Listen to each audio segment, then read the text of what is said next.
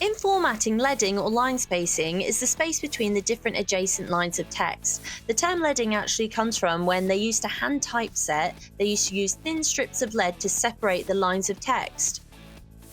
To change the line spacing in Word, navigate to our Home tab at the top toolbar and then go to Paragraph, and you can see here that there's a line spacing button. Click on this and you have various different options that you can choose from. If you click on the line spacing options, this then brings up your paragraph menu. You can then go to the indents and spacing section, and under spacing it says line spacing. You have a drop down menu here that gives you lots of different options that you can choose from. You can also see here in the preview window how that will look. In the at box, you can also add in specific measurements as to what you want your line spacing to be. You can access the paragraph menu also by going to the Home tab and then where it says paragraph, the small arrow on the right hand corner.